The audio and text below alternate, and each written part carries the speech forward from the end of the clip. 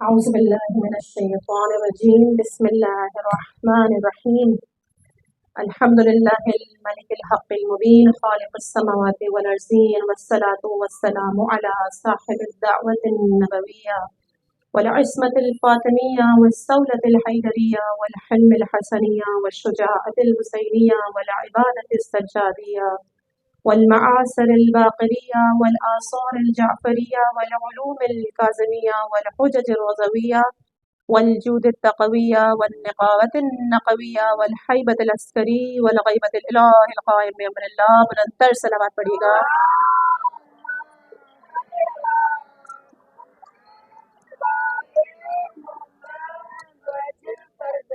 سب سے پہلے خدا بند متعال کا شکر ادا کرتے ہیں کہ خدا تو نے ہمیں دوبارہ یہ توفیق بخشی کہ ہم دوبارہ اس فرش عزا پر آئے۔ بہت سے ایسے لوگ ہیں ہمارے خود کے خاندان کے جان پہچان کے جو پچھلے سال اس فرش عزا پر تھے، ان مجالس ایام میں ان کی زندگیاں تھیں، لیکن خدا نے وہ مہلت نہیں دی اور وہ اس دنیا میں اس وقت موجود نہیں ہے۔ خدا ان سب کی مغفرت فرمائے، اپنے مرحومین کو ضرور نیابت میں ان کی طرف سے آیا کریں ان مجالسوں میں۔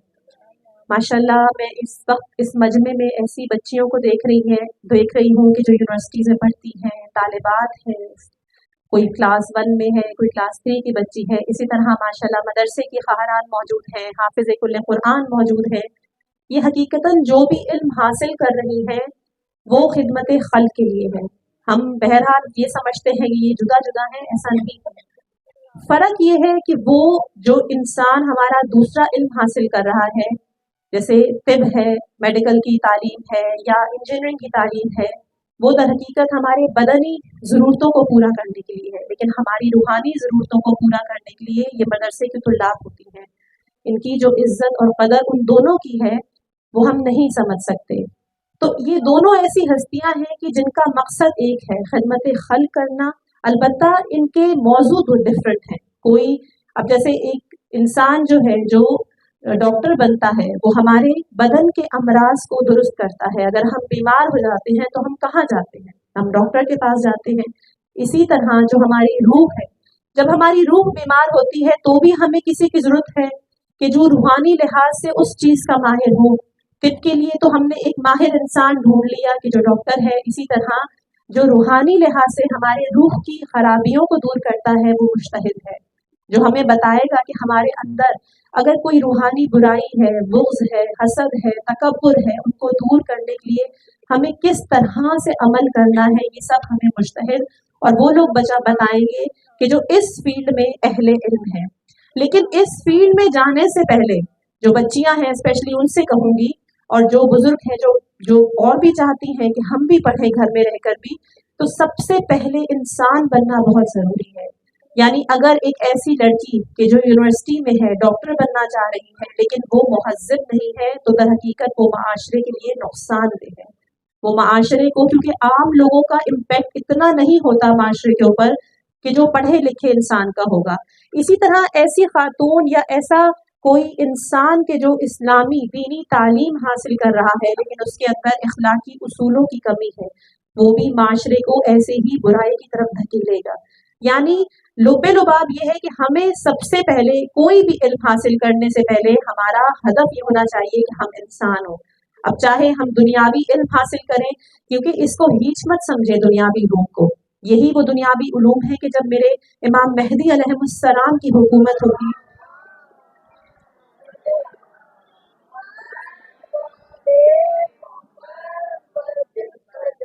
انشاءاللہ کہ وہ وقت، انشاءاللہ کہ ہماری آنکھیں وہ وقت دیکھیں کہ ہمارے سامنے مہدی کا ظہور ہو۔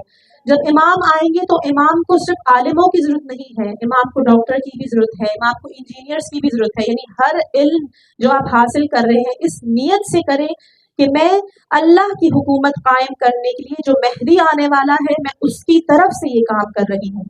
یہی آپ کا پڑھنا عبادت میں شمار ہو جائے گا، لیکن اس کے لیے سب سے پہلے اپنے نفس کی تربیت کرنا بہت ضروری ہے۔ اب آپ کچھ بھی ہوں، چاہے آپ گھر میں ایک عام کھانا پکانے والی ہیں، وہ آپ عام نہیں ہیں عزیزان محترم، ہر خاتون ایک خاص ہے، کیونکہ آپ کی کوکھ سے، آپ کی گود سے بیٹا بھی پروان چڑھ رہا ہے، بیٹی بھی پروان چڑھ رہی ہے، یہاں تک کہ آپ کے گھر میں جو شوہر آتا ہے وہ آپ کے فکر اس کے اوپر بھی हायल हो जाते हैं। यानी अगर आप इस्लामी हैं, अगर आप उसको मजबूर करेंगी कि मुझे ज़्यादा पैसा चाहिए, तो ज़ाहिर बात है वो हराम की तरफ जाएगा। लेकिन अगर आप क़नाअत से चलती हैं और उसको, मैंने अपने सामने निशानियाँ देखी हैं कि ऐसी ख़ातून के जो नमाज़ी है, परहेज़गार है, उसका मियाँ नमाज़ नहीं पढ़ता, लेकिन वो अपने मियाँ को इस तरह से मोल्ड करती है कि वो भी नमाज़ी हो जाता है। यानी आप ख़वातीन बाकायदा एक उम्मत की परवरिश कर रही हैं अपनी गोदों से। तो हमें भी अपनी नफ्स की तरबियत पे बहुत ज़ोर देना है, हमें इस्लाह करनी है, तज़किया नफ्स करना है, अपनी ख्वाहिशात को दबाए बगैर ये काम नहीं हो सकता। बहुत सी ख्वाहिशें होती हैं, आजकल ये मोबाइल एक ऐसी टेक्नोलॉजी है कि इससे आप अच्छा इस्तेफ़ादा भी कर सकते हैं, बुरा भी कर सकते हैं। अब आप थक गए हैं, आपका दिल चाह रहा है कि कुछ आगे पीछे कुछ देख ले इंसान, एंटरटेनमेंट थोड़ी देर के लिए होती है, ये नहीं कि आप 3-3 4-4 घंटे। यही चीज़ अगर मैं बच्चियों से कहूँ कि बेटा कुरान पढ़ लो, तो वो आधे घंटे बाद उकता जाते हैं कि बस बहुत पढ़ लिया। लेकिन यहीं पर अगर कोई मूवी देख ली, कोई और चीज़ देख ली, तो वो 3-3 4-4 घंटे बाद भी लगता है कि हमने तो 2 सेकंड के लिए देखी है। यही वो ख्वाहिशात पे कंट्रोल है, यही वो ख्वाहिशात को दबाना है कि जिसके बाद हम अपने अल्लाह से नज़दीक होंगे। यानी हमने क्या करना है, हमने गौर व फ़िक्र करना है, हमने इल्म हासिल करना है और फिर उस पर अमल करना है। हमने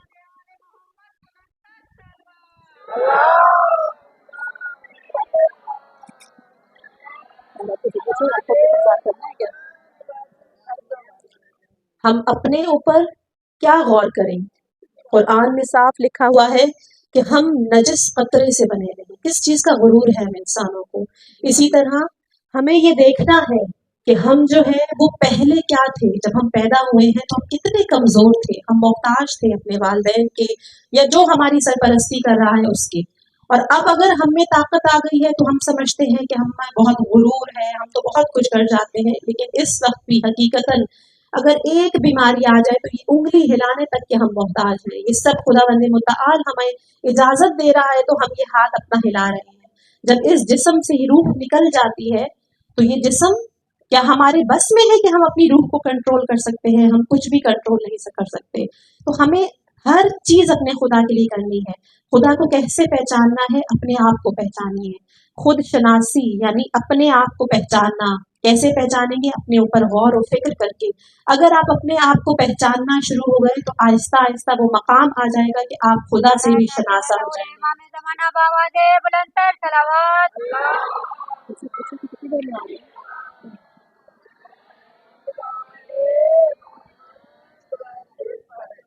जब हम अपने नफ्स पर गौर व फ़िक्र करते हैं तो हमारे अकायद पुख्ता होते हैं, क्योंकि हम ये पहचान जाते हैं कि हमारे जिस्म का एक-एक उज़्व मोहताज है मेरे रब का। और जब हम अल्लाह के इतने नज़दीक हो जाते हैं तो हम ज़्यादा तज़किया नफ्स करते हैं, हमारी रूह स्ट्रॉन्ग होती है। हम ये समझ जाते हैं कि दर हकीकत हम कौन हैं, हम अल्लाह के अब्द हैं, हम अल्लाह के बंदे हैं। यहाँ पे हज़रत अली अलैहिस्सलाम फरमाते हैं,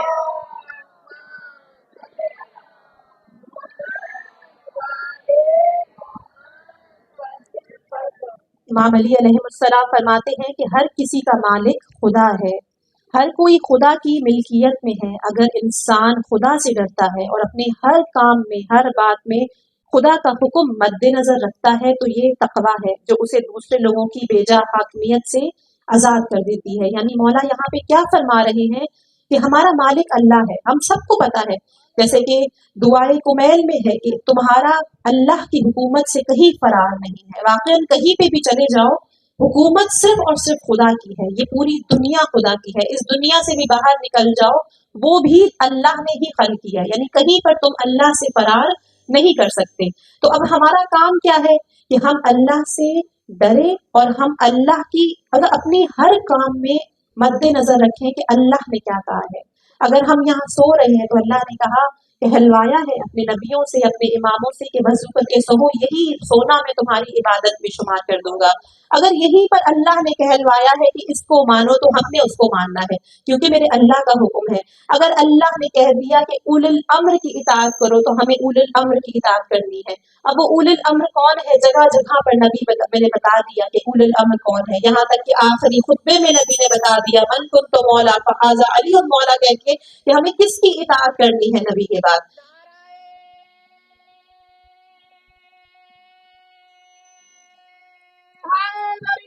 आले मोहम्मद के बुलंदर सलवात।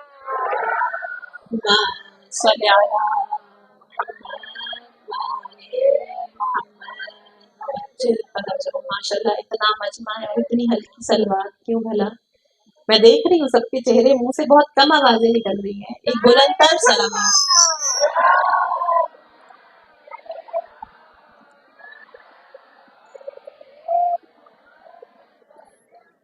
अब यहाँ पता चलता है कि अगर हम अपने रब की मानते हैं तो दूसरों को तो छोड़े, हम अपने नफ्स के भी गुलाम नहीं होते, क्योंकि हमने अपना नफ्स अपने अल्लाह को दे दिया है। हम कहते हैं या अल्लाह, हमारे इस पूरे वजूद पर सिर्फ और सिर्फ तू ही हाकिम है। हमने अब जो बात करनी है, जो अमल करना है, पूरी जिंदगी हमने गुजारनी है सिर्फ तेरे हुक्म पर। यानी इस वक्त अब अपने नफ्स के भी हम मोहताज नहीं होंगे। हम अपने इस नफ्स को कि जो अल्लाह ने हमें अमानतन इस दुनिया में दिया है, उसकी हम लोग आरास्ता करेंगे। उसको किन चीज़ों से आरास्ता करेंगे? इबादत करेंगे, कुरान से मुनव्वर करेंगे, हदीसों से मुनव्वर करेंगे। ये जितनी दुआएं हमें दी हैं, दुआए कुमैल, दुआए सबा, ज़ियारत आले यासीन, इन सब से हम मुनव्वर करेंगे। अगर आप कुछ दिन अपनी हाजात के लिए रोज एक वक्त निकाल ले, कोई भी दुआ, मौला ने इतनी दुआएं बताई हैं, उसको अगर तर्जुमे से पढ़ें, सिंधी में है, उर्दू में है, जिस जबान में भी है, आप उस अपनी अपनी जबानों में तर्जुमे, आजकल हर चीज मिल जाती है। अपनी बच्चियों से कहें, आपके घर में पढ़ी लिखी बच्चियां हैं माशाल्लाह, हर किसी के हाथ में मोबाइल है, उनसे कहें मुझे निकाल कर दीजिए, वो निकाल कर देंगे, उसको पढ़े। या बच्चों से कहें, वो आपको पढ़ के सुनाएंगे कि उन दुआओं में दरहकीकत बयान किया गया है कि अपने रब से किस तरह बातें की जाती हैं। हम वो अल्फाज हकीकतन नहीं ढूंढ सकते जो हमारे आइम्माओं ने बताया है। सहीफा सज्जादिया, मैंने काफी अशरों में इसके बारे में बताया, बयान भी किया है। सहीफा सज्जादिया को पकड़े, वो पूरी दुआओं से भरी हुई किताब है। तो बहरहाल हमें अपनी जिंदगी में अपने नफ्स को आरास्ता करना है, यानी अपने नफ्स को बेजा ख्वाहिशात की कैद से दूर रखना है। ज़हूर इमाम ज़माना बावाज़े बुलंदर सलावत।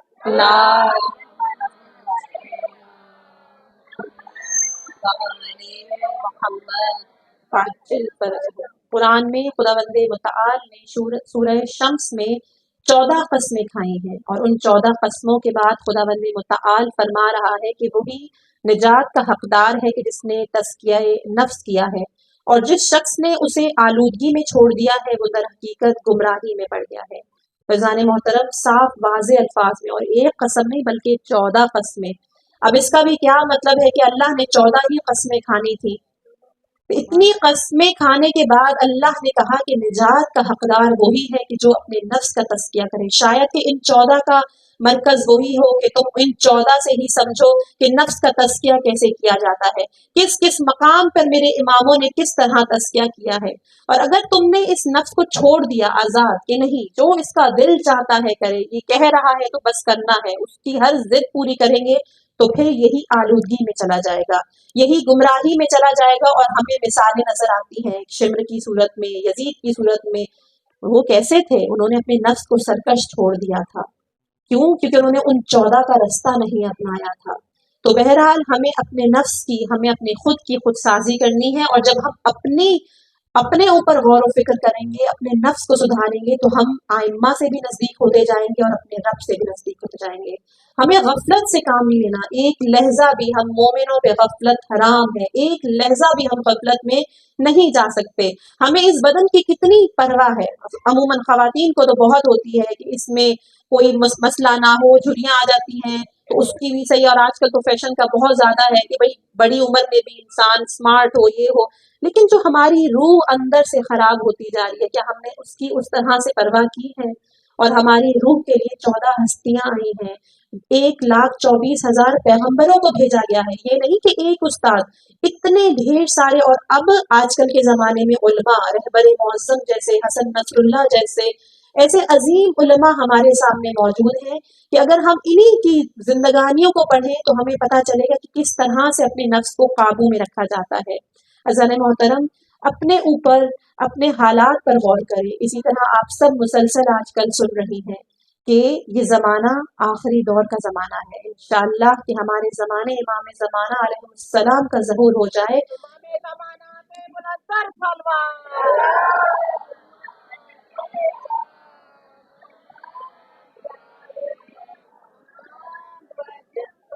کیونکہ حالات بہت خراب ہو چکے ہیں، جگہ جگہ پہ ظلم ہو رہا ہے۔ پچھلا سال اسی عشرے میں نے فلسطین کے حوالے سے بتایا تھا، اور اس سال بھی غزہ پہ سب کچھ ہو رہا تھا، لیکن اب تک وہ غزہ آزاد نہیں ہوا۔ یہاں تک کہ آپ سب جانتے ہوں گے کہ پارا چنار میں بھی ظلم ہو رہا ہے، یمنیوں پہ ظلم ہو رہا ہے، جس جگہ پر دیکھیں ظلم کی انتہا کر دی گئی ہے۔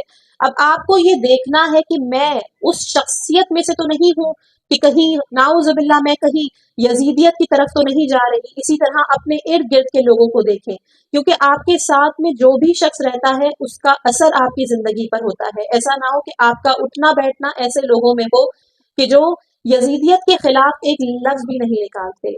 آپ نے یہ پتا کرنا ہے کہ یہ حزب اللہ ہے کہ یہ یزیدیت کی طرف ہے، کیونکہ یہ ایک ایسا دور ہے کہ اس وقت راستے بالکل جدا ہو چکے ہیں۔ اس وقت یہ نہیں ہے کہ کون شیعہ ہے، کون سنی ہے، کون وہابی ہے، کون عیسائی ہے، کون کسی اور فرقے سے تعلق رکھتا ہے۔ اس ٹائم فرقہ واریت نہیں، صرف دو رخ ہیں، یا تو یزیدیت ہے یا پھر حسینیت ہے۔ یہ صرف دو راہ ہیں۔ اب آپ کی مرضی ہے، آپ اپنا راہ تشخص کریں کہ آپ نے حسینیت کی طرف جانا ہے یا یزیدیت کی طرف جانا ہے۔ حماس کون ہے؟ اہل سنت برادران ہیں کہ جو اس وقت ساتھ دے رہے ہیں غزہ کے لیے۔ اتنے شہید انہوں نے بھی اپنے دیے ہیں، کیا وہ ہمارے ہیرو نہیں ہے؟ وہ ہمارے بھی ہیرو ہے۔ ایسا نہیں ہے، کیونکہ ہمیں اللہ نے صرف یہ سکھایا کہ تقویٰ کی بنیاد پر دیکھو۔ کربلا میں خود عیسائی موجود تھے مولا کی نصرت کے لیے، تو کیا ہم ان کو نہیں مانتے؟ نہیں، کیونکہ ان کے عقائد درست تھے۔ اس وقت دیکھنا یہ ہے کہ کون یزیدیت کو سپورٹ کر رہا ہے اور کون حسینیت کو سپورٹ کر رہا ہے۔ اور اس وقت جو ممبروں پہ ہم بیٹھ رہے ہیں، اس وقت یہ بھی دیکھنا ہے کہ ممبر سے جو انسان ان کو للکارے گا، جو امریکہ اور اسرائیل کو للکارے گا، اس کو آج کل کے زمانے میں فوراً پکڑ کے محصور کر دیا جاتا ہے، جیلوں میں ڈال دیا جاتا ہے۔ اس دفعہ یہ دیکھنا ہے، اب چاہے تم ہمیں جیل میں ڈال دو، چاہے تم ہمیں مار دو، لیکن ہم حسین کا نام لینے والے ہیں۔ ہمیں حسین نے یہی سکھایا ہے کہ جہاں پر ظلم ہو رہا ہے، چاہے وہ کوئی بھی ملت ہو، کوئی بھی قوم ہو، ان کے لیے آواز اٹھانی ہے۔ آپ لوگوں کے پاس مختلف ذرائع ہیں، اپنی زبان ہے، قلم ہے۔ اگر کوئی بچیاں اسکول میں جاتی ہیں، پچھلے پورے عشرے میں نے یہ بات بتائی، بائیکاٹ کریں ان چیزوں سے جو چیزیں استعمال ہوتی ہیں باہر، ان لوگوں کی، اسرائیلیوں کی، امریکہ والوں کی، جس حد تک کوشش کر سکتے ہیں۔ اب واجب العین ہو چکا ہے ہم سب کے اوپر کہ ہم ان چیزوں کا لازمی بائیکاٹ کریں۔ ہمیں یہ دیکھنا ہے، ہم جب زیارت عاشورہ پڑھتے ہیں، ہم لوگ مسلسل دعاؤں میں رہتے ہیں، انشاءاللہ کہ آپ سب بہنیں پڑھتی ہوں گی، بلکہ اس زیارت عاشورہ کے حوالے سے ایک بات ضرور کہنا چاہوں گی کہ زیارت عاشورہ ایک ایسی دعا ہے کہ میں نے جتنے بھی شہداء، کیونکہ عموماً بچیاں جو مدرسے کی ہیں یہ شہداؤں کی زندگی کے حوالے سے بھی پڑھتی ہیں، مجھے پتا چلا تھا، تو شہداؤں سے انسان کو ایک دلی لگاؤ ہوتا ہے۔ آپ سب جانتے ہیں جب حسن نصر اللہ کی مجلس ہوئی تھی، قاسم سلیمانی کی، ان سب شہیدوں کا ایک عجیب سا جذبہ ہوتا ہے، لیکن ان سب کی زندگیوں میں ایک ایسی چیز دیکھی گئی ہے جو سب کی زندگیوں میں، وہ ہے زیارت عاشورہ۔ کہا جاتا ہے کہ جو شہید ہوتے ہیں وہ اپنی زندگی میں ایک دن بھی زیارت عاشورہ کو مس نہیں کرتے۔ محمد بابا دے بلند صلوات۔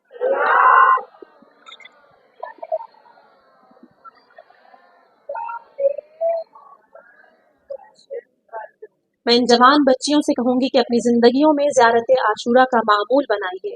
اسی زیارت عاشورہ میں ایک جملہ ہے کہ لعن اللہ امتن قتلت کا ولعن اللہ امتن ظلمت کا ولعن اللہ امتن سمعت بذالک فرضیت بہ۔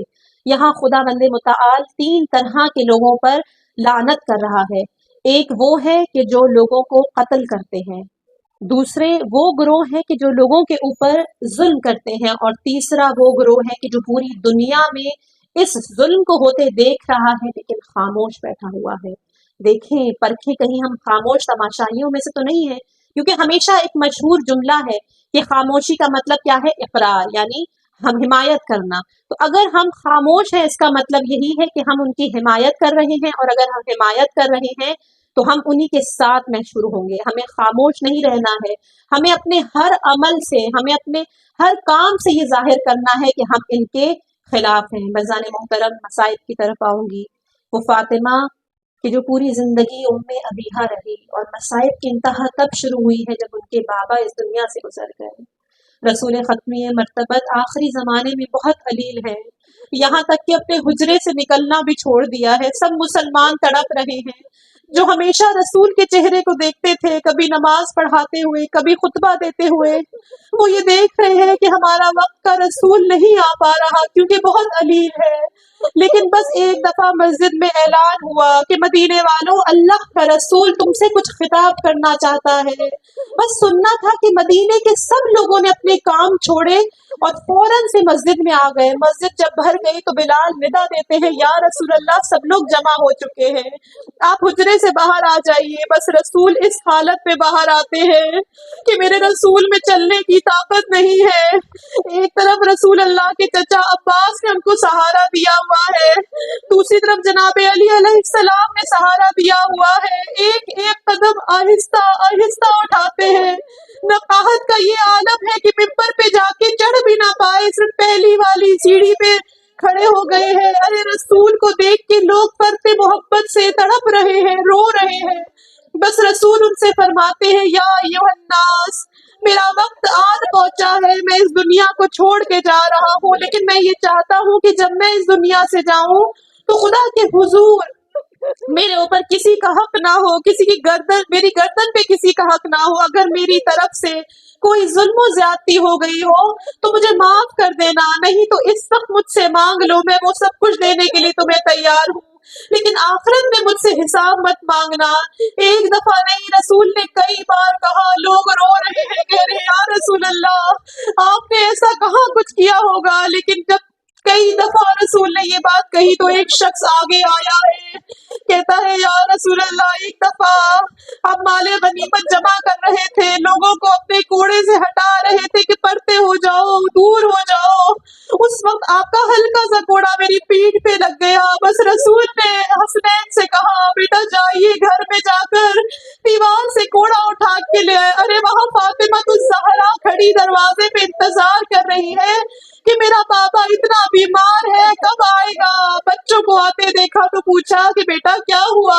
कहते हैं, अम्मी, नाना ने घोड़ा मंगवाने को कहा है, एक मुसलमान नाना को घोड़ा मारना चाहता है।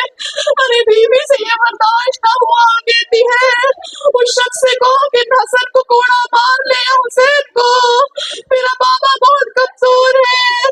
बस अब घोड़ा गया है। रसूल ने अपनी पुश्त उस शख्स की तरफ की। उस शख्स ने जब रसूल की कमर देखी, दोनों शानों के दरमियान में मोहरे नबूवत देखी तो उस पे गिर पड़ा। कहा, या रसूल अल्लाह, मैं तो आपका गुलाम हूँ, बस आखिरी दफा इस मोहरे नबूवत को चूमना चाहता था। हसनैन वालदा के पास गए हैं, कहा, माँ, हमारे नाना को कोड़ा नहीं लगा। अजीजान मोहतरम, मैं शहजादी से कहूंगी, शहजादी जरा करबला का रुख कीजिए।